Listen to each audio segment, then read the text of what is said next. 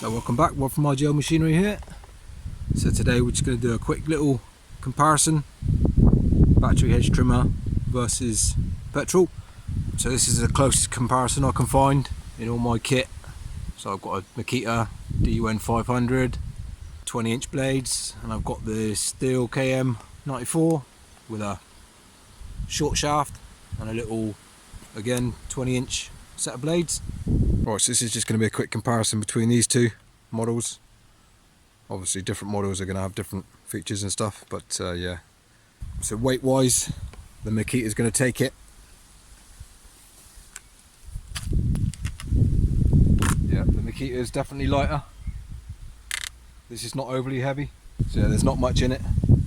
And what you're going to choose for your business is going to be entirely up to you. Everybody's business is different, or everybody's home's different, what you need, etc. This is from a professional's opinion anyway. I'll just quickly talk the cost of these machines. So with the petrol KM94, not sure what the prices are now, but yeah, something similar anyway. You can get the little short shaft versions without the combi style.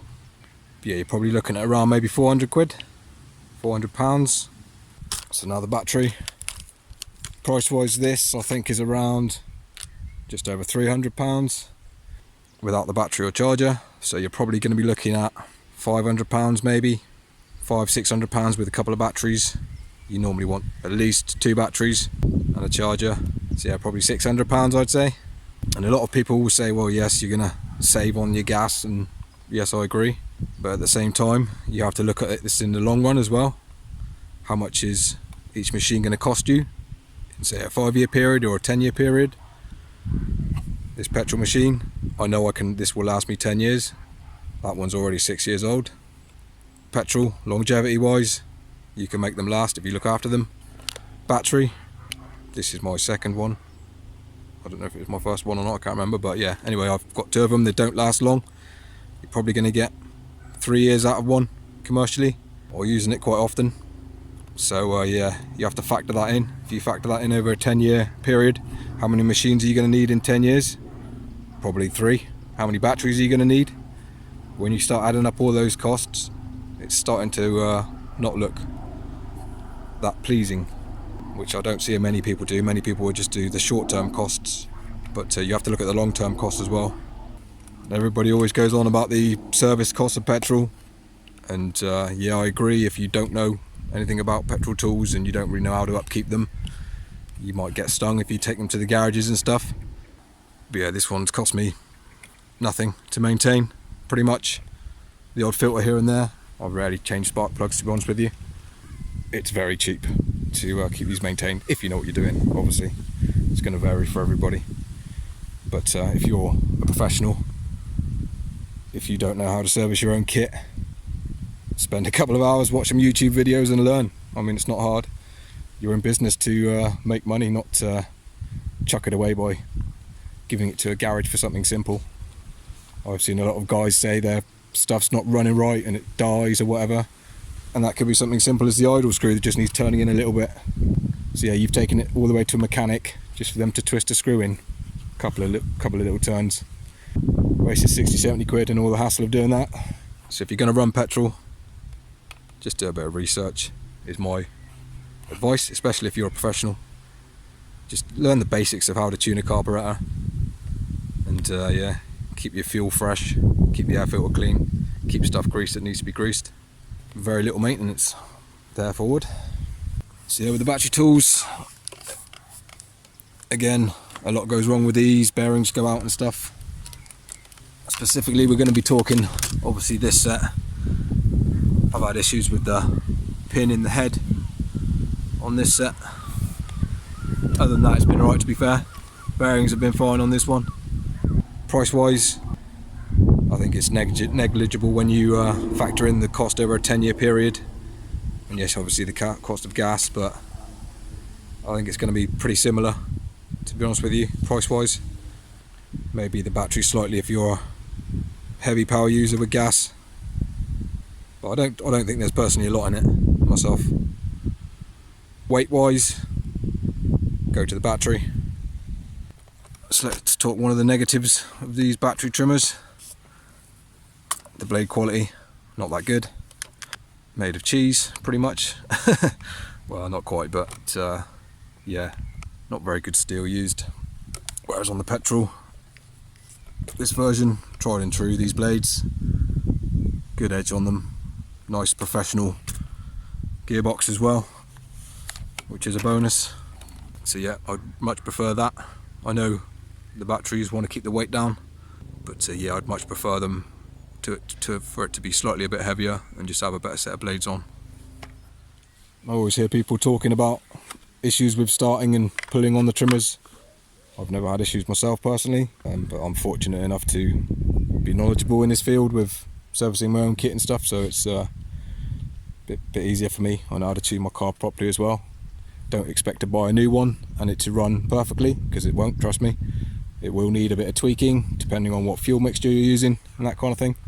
But yeah, when people say that, you know, get annoyed with it starting and stuff like that, I don't have that issue.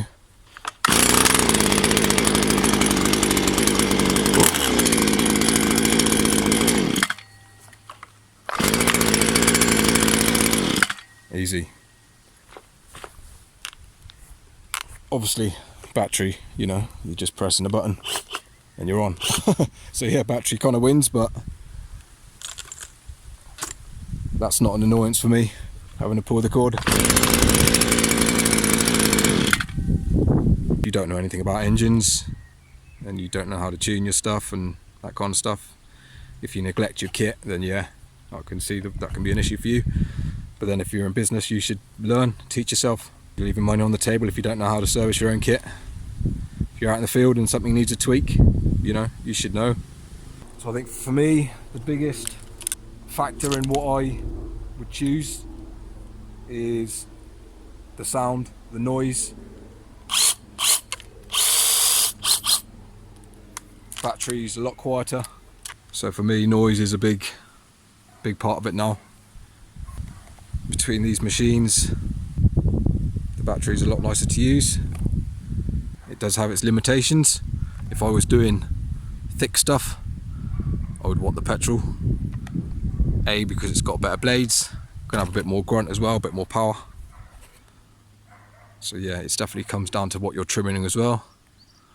So like this Buxus here, I'd happily choose a battery any day on a light trim.